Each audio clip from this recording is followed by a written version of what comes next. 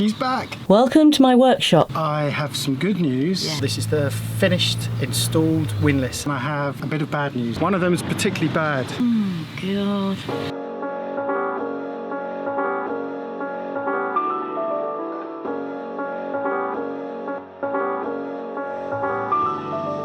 Today we're going to the marina.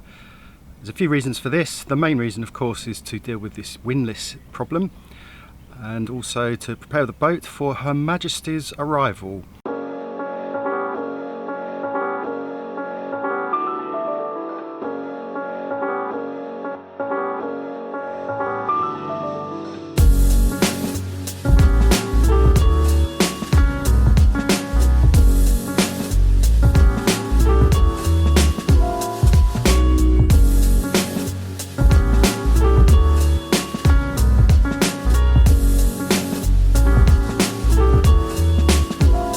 That's William from Crimson Tide, one of our patrons, who very kindly came to help along with Dirk, and a bit of a tight squeeze with a little bit of tide, but you know, we've managed to make it all right. So, and a nice backdrop, look at that.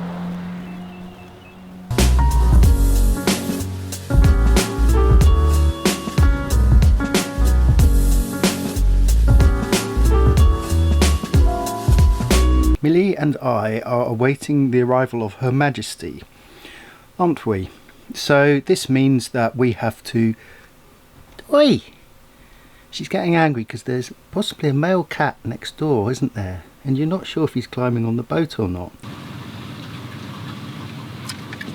Look who's back! She's back! Yes, I'm back. How is it? Same time, same place for the first time for a few weeks. It's absolutely fantastic to be back because I'm on Esper and with you and with Millie, and for the first time in a month I'm warm again.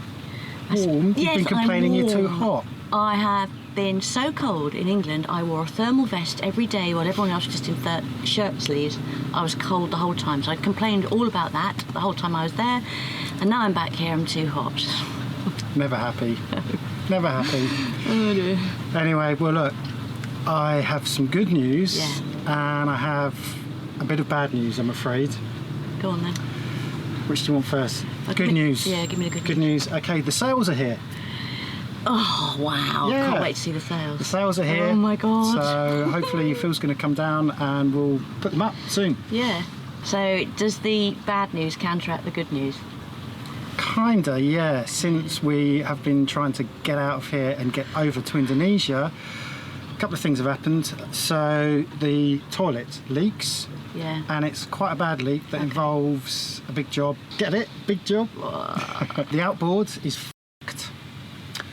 And I think we have cooked our batteries. Oh God.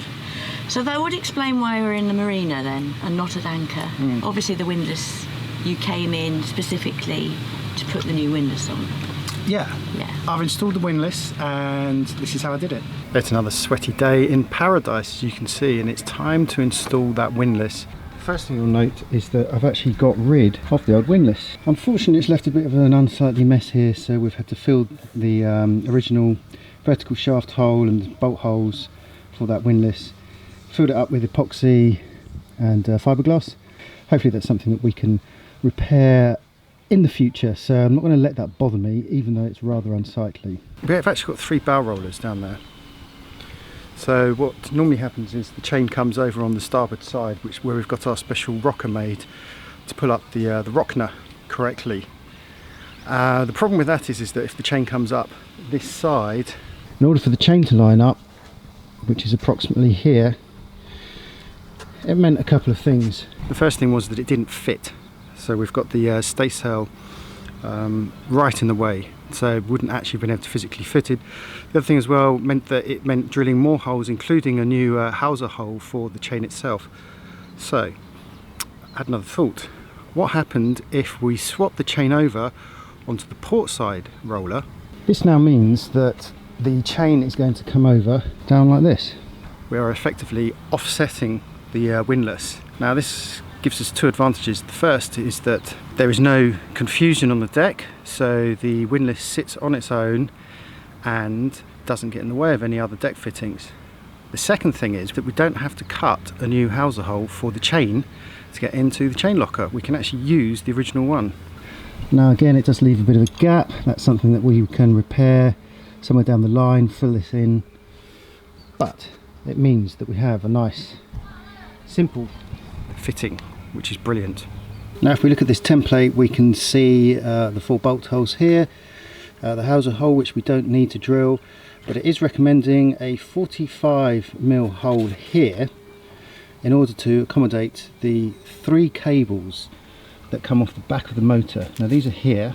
The idea is that they run down and underneath, through the housing and down into the deck. These are my 3 cables which I got made up yesterday, and you can see 45mm hole should accommodate that nicely. In fact, I think it's a little bit of overkill. We could probably go a bit smaller.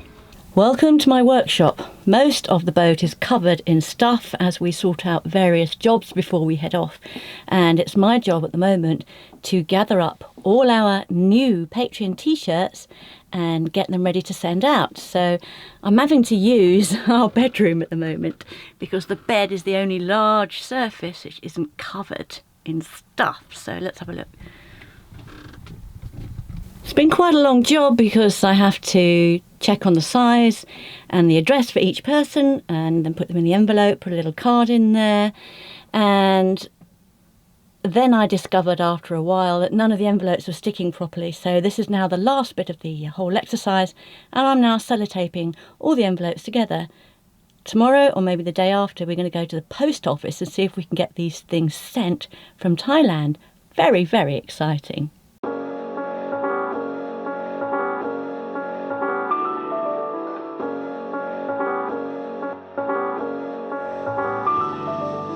Right, I've had to hire a car to sort out the outboards. Notice the plural there. We've got problems with our outboards. So let me talk you through it. One of them is particularly bad. In fact, I think it's pretty much. The other one is this old Yamaha, which I've been using in place of the Tahatsu, and this one's on its way out as well. So we're going to take it to our outboard man and see what he can do, see what he says.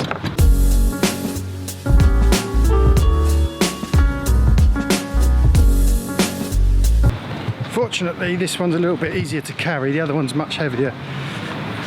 It's a bit of a walk down the road down to the outboard man, who also does scooters and what have you as well. Hi. I've got another one for you.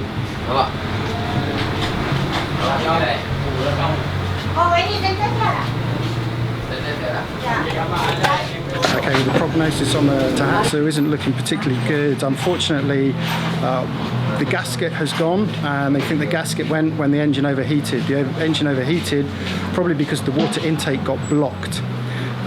When the engine overheats, the gasket goes, and when the gasket goes, the salt cooling water that normally goes around the engine now gets into the engine. So we've had salt water inside the pistons, the piston rings have gone, the pistons have gone. So the problem that we have is that it will take months to order these parts from Japan. So they're going to see what they can do. Is this mine? Yeah, show you that. Right here, just little crash. This corrosion? Yeah, this one, the water is going around here. Yeah. Around here. And then the gasket broken, that's why it may go in here. And you see there's a little the crosser and the little damage inside here. Okay. How many months do you think it was a problem? It should be recently. Recently? Yeah, recently. Sometimes now how the water coming, it's very hot. Yeah. You start the engine, spark, broken. Yeah. So there we go, the guys are going to have a look at the little Yamaha, going to see if they can get it done. Meanwhile, the Tahatsu, they're going to, as you saw, they took off the gasket. There was a little bit of corrosion, which they can probably deal with, but the problem is the actual piston rings, which sit on top of the pistons, that have got damaged, and that's the part that they are going to struggle to get hold of.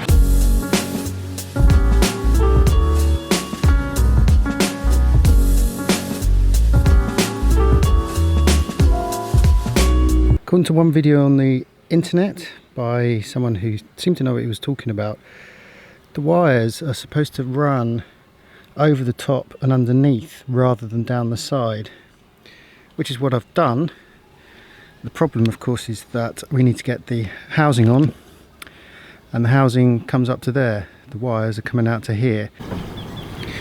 Okay, little update here.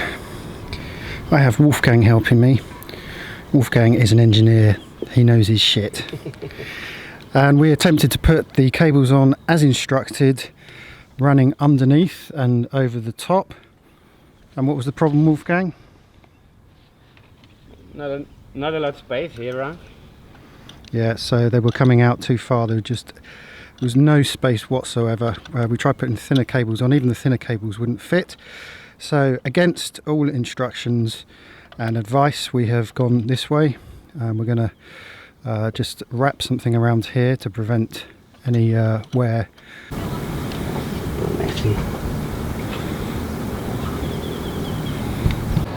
Sweaty update. Wolfgang has very kindly fixed a switch which was next on my list. So that's the down switch, or was it the up switch? It was one of the two, but anyway we swapped them over, and he's just fitted that. Meanwhile inside, what we're trying to do is to put two steel 4mm plates underneath, so that when we bolt through the windlass they can attach the plates, and the plates obviously takes the load. All we've got to do then is bed in the windlass with our adhesive bedding compound.